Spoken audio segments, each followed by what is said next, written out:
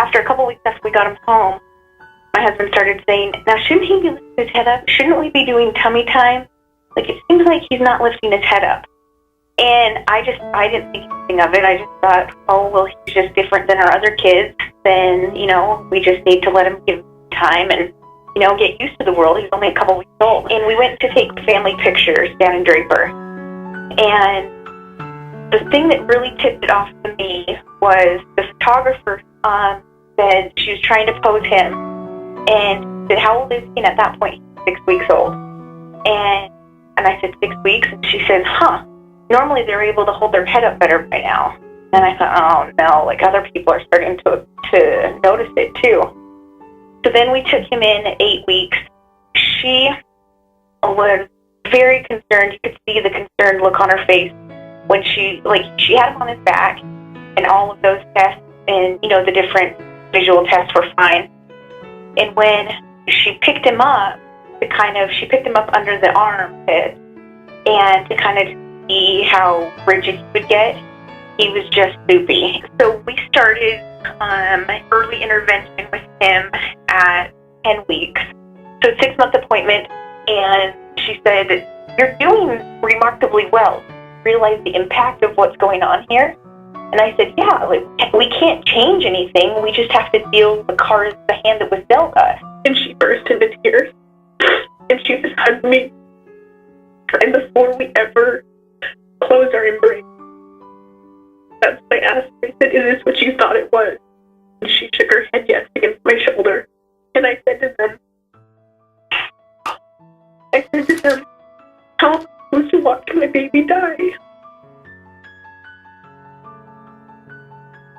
And we looked at the different options, and we knew what the different options, and we opted for the palliative care to just, keep him comfortable and be able to enjoy and have the best quality of life possible. We just need to enjoy every moment that we have left in this possible year and a half, and we need to just take everything that we can and appreciate all of the time. And it was that night and into the next morning where I said, you know what, we're going to go to the beach. And we were already planning to plant some plants in our backyard. And I said, you know what, and we're going to put his hands and his feet in the mud. And we're going to take him to Disneyland. And he's going to taste ice cream and all of these different things that I don't care how much time he has here left on this earth. I want him to experience all of the wonderful things of childhood and all of these wonderful things that the world has to offer, all of the things that we enjoyed as children. And we did these animals that we were planning on, and he went swimming, and he rode the scooter with Daddy. He had Dippin' Dots, and that turned out his most favorite thing in the world. He absolutely loves Dippin' Dots ice cream. Just everything. Like, if somebody saw something on our hope list, they were just any way that they could try to help. It was, people just came out of the woodwork. I guess it was 5 weeks into it, he kind of started to get worse. And so at that point, we decided that the best thing was to start hospice. That's when we met Miranda. She is the sweetest, most kind, most loving sister. She had never had a child so young on hospice. And, when everybody found out that, Mathis was only, 36 weeks or, and instead of how many years, what, it's in weeks, only, 8 months old, everybody was more than willing to help. When they find out a baby's sick or is terminally ill, people just drop everything and try to help you. And that's what we experienced. And she wasn't just treating Mathis. When she was there, she also made sure that she gave stickers to our other boys. That it wasn't just something with Mathis. We made to make sure to make the siblings feel special.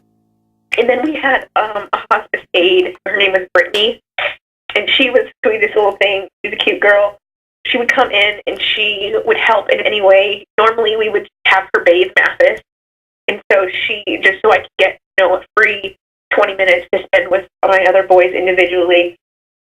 And Brittany would come in and, whatever, every day or any day that we would need her, and she would just come in bathe Mathis and get him ready and pick out his clothes and hold him. The respite part of that is a huge, huge benefit. Like, have the trust that somebody could take care of him and know what to do just in case something did happen, but then also to be able to just give me a free moment to, spend an hour or so with my other boys. When you're on hospice, you're a person and you're not a patient. You're just able to make life more normal. You're able to take care of the things medically that need to be taken care of, but you don't have to feel like it's a huge adjustment outside of your normal activities. If you have to go through it, I wouldn't change anything.